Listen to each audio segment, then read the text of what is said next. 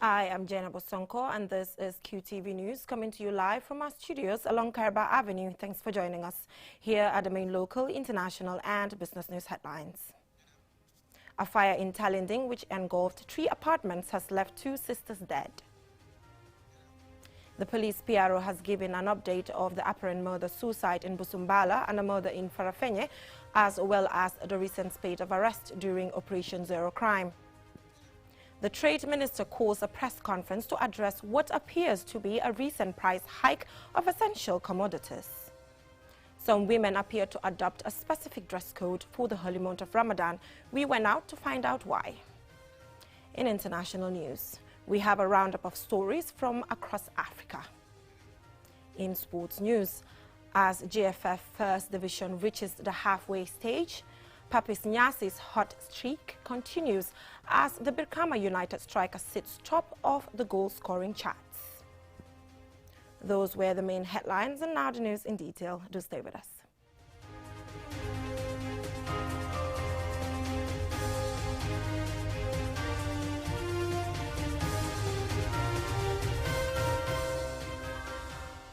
Thank you for joining us.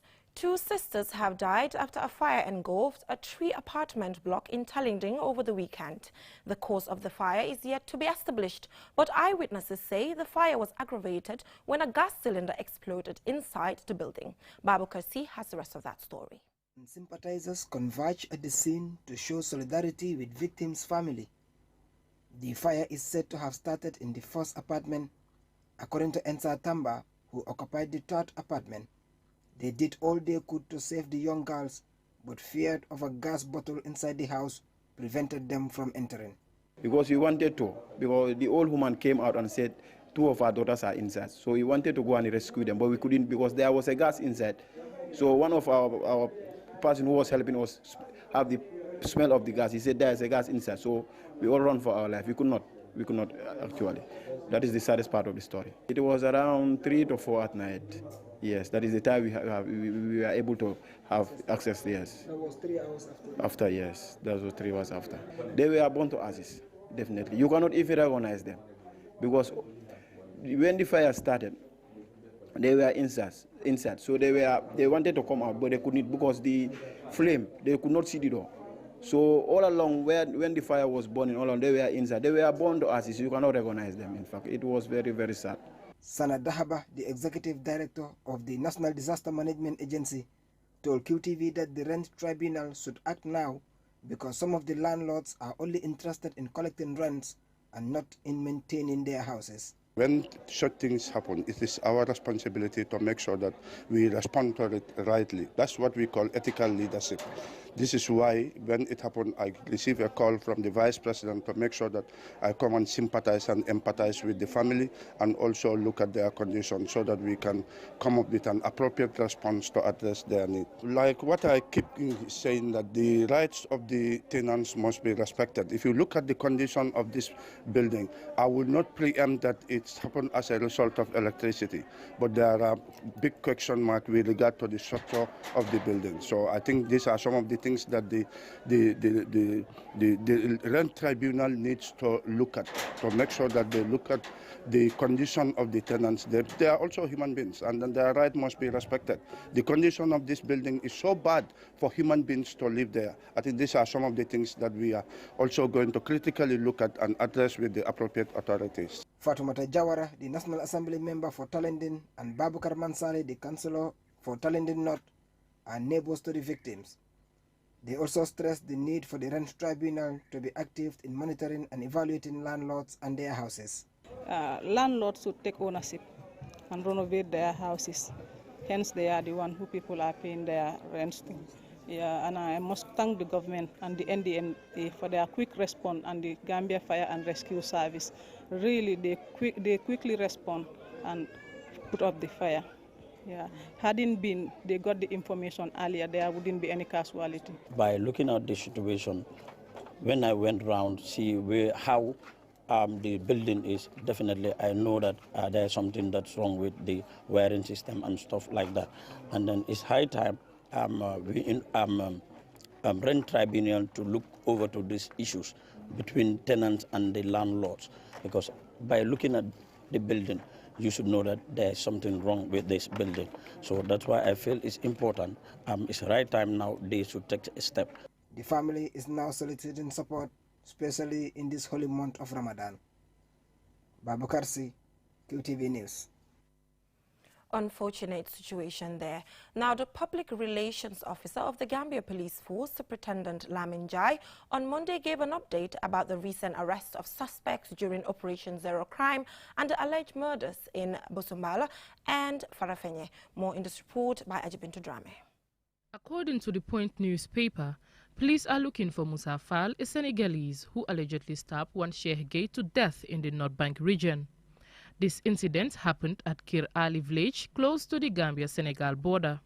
The police PRO, Superintendent Lamin Jai, explains. We were aware of that case as well, and we are launching a serious manhunt to ensure that that perpetrator is arrested at the end of the day, and when he is arrested, the due process of the law will take its course. On the Busumbala murder-suicide case, the police PRO says they are still probing the case and it is expected to be concluded soon. We have opened an investigation into this, and this investigation is on course and it is progressing. The investigators are working very hard to ensure that they put all the bits and pieces of that crime scene together so that at the end of the day we should be able to come up with a comprehensive report of what had transpired at the Busumbala crime scene. On Operation Zero Crime, which started this month, the PRO has this update. From the beginning of the operation, totaling all the number of people that have been arrested so far, we have about 408 people that have been rounded up during the course of this operation.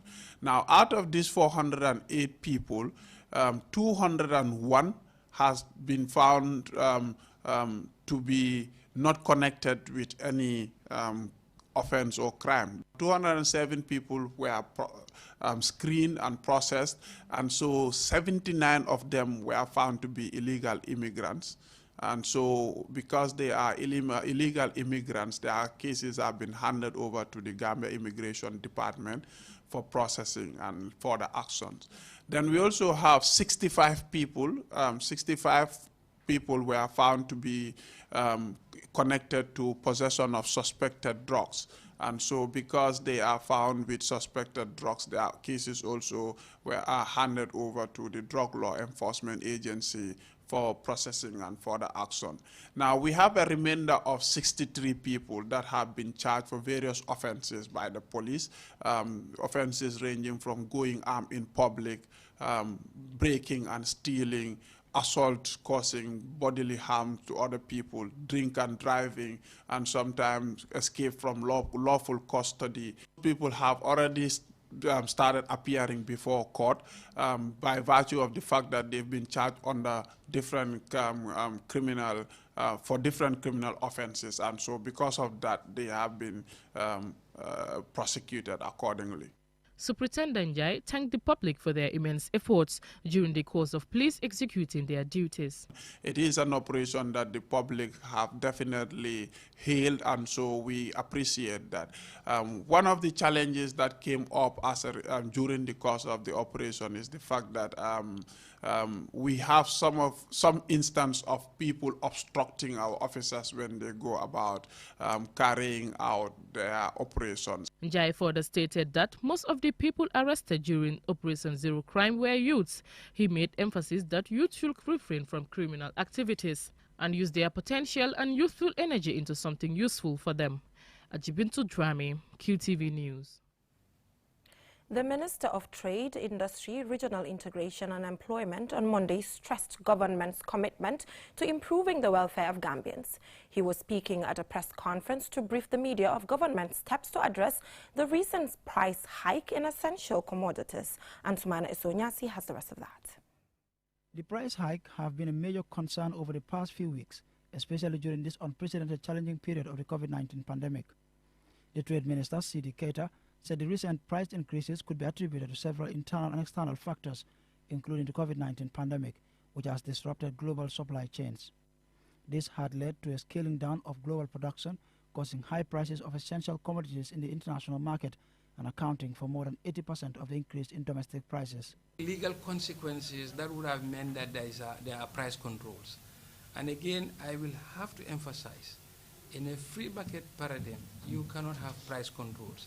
You know, the best way that this can be a self-correcting mechanism, for the consumer to reject the price and go to the next shop. We want consumers to be empowered, and that empowerment should reflect in their behavior. That's consumer behavior. He also revealed that government, through his ministry, is in consultation with various stakeholders to ensure a timely intervention to contain the current situation. Yankuba Dabo, the Commissioner General of the Gambia Revenue Authority, explained steps taken by his office to help lessen the impact of the current hike in prices. The one for import, most of the basic food commodities, they are zero rated. This is already in the IVAT Act, and things like, for example, rice, there is no VAT. Things like onion, there is no VAT. Things like potato, things like vegetable oil, etc. They don't have any VAT. That they don't pay any VAT. It's zero. Amadou Cisse, Director General, Gambia Competition and Consumer Protection Commission, called for more collaboration between stakeholders in addressing the current rise in prices of essential commodities, taking into consideration the plight of low-income earners. We've engaged suppliers to even lessen the threshold on what wholesale should be. Instead of $100, if somebody comes to you for $50, you can sell wholesale. Same for rice and same for that. And the difference is huge. I mean, as we speak, I don't want to tell you the wholesale price of cement, but it is way less than the 305 that we set. Meanwhile, the Ministry of Trade also revealed that government has not introduced or increased any taxes to the business community since the advent of the pandemic, adding that since March, the GRA has suspended the reintroduction of 20% reduction in the indicative valuation of essential commodities. He also revealed that his ministry will soon launch a price transparency mechanism to periodically publish prices of essential commodities in all regions in the country. Monday's press briefing was also attended by senior government officials, including the Minister of Information and Communications Infrastructure, Ibrahim Silla, and government spokesperson, Ibrahim Sankare. Ansumane Sonyasi for KTV News. From that story by Ansumana Esonyasi on the recent hike in essential commodities, we will take a short commercial break, but still to come we have local, international and sports news. Do stay tuned.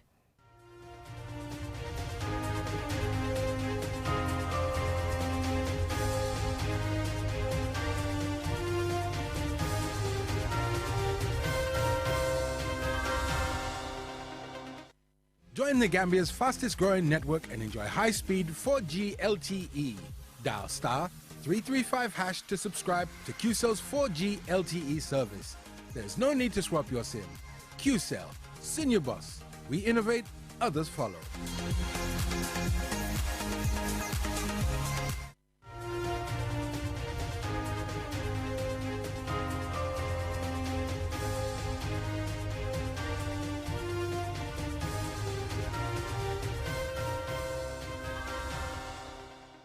Welcome back from that short commercial break. If you're just tuning in, this is QTV News and I am Jenna Basonko. Now, there seems to be a noticeable increase in the number of Muslim women dressing modestly and wearing the veil during Ramadan. But are they doing it because the Quran instructs them to do so, or is it only to seek the blessing of the holy month? Our reporter Lola M. Kamara went out to find out. Gambia, generally a few Muslim women wear full-body garments that only expose the eyes. Some cover every part of the body except their face and hands. Some believe only their hair or their cleavage is compulsory to cover, and others do not observe any special dress rules at all. During Ramadan, though, there is no shortage of women wearing loose clothing like abaya and covering their heads with hijab, niqab, amongst others. Ami Jambang, who wears the hijab in respect for the Ramadan, explains her reasons and intentions. You know we are in Ramadan, so I have to dress like this. It is a holy month, even though every other month is holy. My intention is to continue wearing the hijab after Ramadan, but I need your prayers to be able to do that. Jaina Bature says she has been wearing the hijab for years because there is a reward from Allah. I learned it in the Quran that women should cover their body at any time, because each drop of sweat that has been dropped out of your body is a reward from Allah. Our buyer, who believes that wearing the hijab should not only be in Ramadan, states her reason. Hijab is not just something that you choose to do. It's a commandment from Allah. That means it's a must. It's not like I want to do it, I have to do it. I don't want to do it. Come holy month, everyone, sure, it's a holy month. Everyone tries to be as modest as possible. That should not be the case. Idrissa Drame, who sells women's abaya, said the abaya business is booming in Ramadan unlike other months, adding that most women choose abayas as their mode of dress. Abdul Wahab Dabo says a woman should dress modestly, not only in Ramadan, but at all times.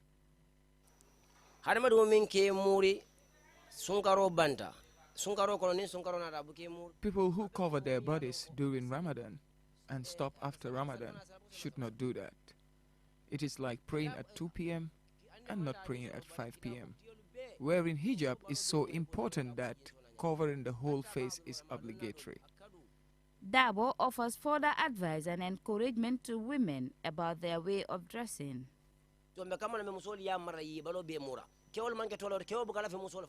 So, I advise all women to cover their bodies at all times, as there is a way of doing things. If you believe in Prophet Sallallahu Alaihi Wasallam, then you should follow his way. Islam guides that clothing must be loose enough so as not to outline or distinguish the shape of the body. Allah says in the Holy Quran, Surah 7, verse 26, O children of Adam, surely we have bestowed upon you a garment to cover your shame, as well as to be an adornment to you, and the garment of piety is the best. For QTV News, Lolly M. Kamara.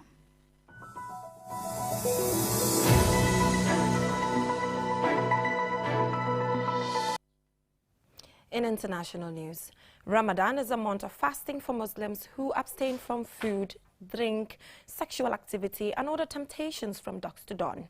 But how is it observed in a country with a Muslim minority such as Germany and during a COVID-19 lockdown? Aliou Cisse has the rest of that. Muslims make up around 6% of Germany's population, according to 2016 estimates by the Pew Research Center. Germany's Muslim community is also notably younger. With a median age of 31, Muslims in Germany are on average 13 years younger than their non-Muslim counterparts. For a second year under coronavirus restrictions, the experience of young Muslims observing the fasting month in Germany has changed. Huma Ullah explained to DW that fasting can be easier in the comfort of one's own home, surrounded by family members, especially in a country like Germany, where Muslims are a religious minority and Ramadan practices are not common knowledge. The 19-year-old student is majoring in English and philosophy in the western city of Wiesbaden. During the month of Ramadan, she often got tired of facing the same questions about her religious practices from peers. Sometimes the questions were even confrontational or judgmental, she said. At university, a lot of people don't know about fasting and Ramadan. You always get annoying questions like, not even water? Isn't that unhealthy? Or do your parents force you to do this? End of quote, she says. But now that her classes have moved online due to the coronavirus pandemic, she no longer has to explain herself, she told DW with relief. That is uplifting. Being home with your family who are also fasting is comforting. We are all in the same boat, she said. For students who are still in school who have to attend in-person classes, the experience is not as pleasant. Emin, a 16-year-old student in Munich, said, working or studying from home has eliminated the need for those who are fasting to commute on an empty stomach. On the other hand, employees and students around the world have reported increased workloads as they spend hours in front of a computer screen. Ula described it as really tiring. You really feel the need to drink water or eat something just to have more energy to concentrate more. The pandemic restrictions have left Muslims in Germany feeling isolated. Yusur Al-Mudafa, a 25-year-old confectioner in Bonn, told DW he thinks the lockdown made it worse for families that usually gather with their extended families. It kind of shrunk your Ramadan circle, she said.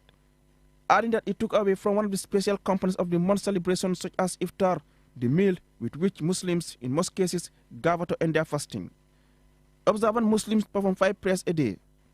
In the month of Ramadan, Sunni Muslims attend an additional night prayer known as Tarawih, which takes place every evening for the duration of Ramadan. It is no longer easy to access a mosque for prayers, and that is the same this Ramadan. Being present in a mosque is one of the best things about Ramadan, 19-year-old Sarah says. In the state of North Rhine-Westphalia, worshippers are allowed to pray at the mosque if they register first. For many Muslims, Ramadan is a month of gratitude, reflection, and perseverance. A global pandemic, while challenging, does not change that. In the end, whether lockdown make it easier to observe Ramadan or not depends on individual circumstances. Reporting for QTV News, I am Alu Sise. We have 3 stories from across our continent as part of the African News Roundup. The accident happened about 40 kilometers outside the capital, Cairo. 4 carriages of the train heading to Mansoura came off the tracks according to Egyptian authorities. President Abdel Fattah al-Sisi has tasked the military's engineering authority on Sunday with investigating the latest incident, which came after a deadly train crash last month left at least 20 people dead and 99 injured. Authorities have not yet provided a reason for the train's derailment, but Egyptian rail disasters are generally attributed to poor infrastructure and maintenance. The driver and other rail officials had been detained for questioning. One of the country's deadliest train crashes came in 2002, when 373 people died as a fire ripped through a crowded train south of Cairo. Earlier this month, the African Development Bank announced $170 million loan to enhance operational safety on Egypt's rail network. Lawyers representing the former Chadian president, Hissène Habré, have said that the Senegalese judiciary has refused a request for Habre's release. Habré, 79, was the leader of Chad from 1982 to 1990. He was sentenced on May 30, 2016 to life imprisonment in Dakar after being found guilty of crimes against humanity, rape, executions, slavery, and kidnapping. A Chadian Commission of Inquiry put the number of victims of repression under the Habré regime at 40,000. Overthrown in 1990, the former Chadian president fled to Senegal, where he was arrested in 2013 and charged by a special court set up in cooperation with the African Union.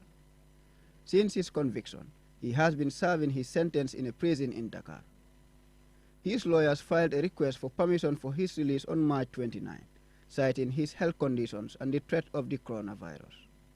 The court that sentenced Habré also awarded 82 billion CFA francs, about 125 million euros, in compensation to more than 7,300 victims who are still demanding to be compensated. Reporting for QTV News, I am Yahya Jao.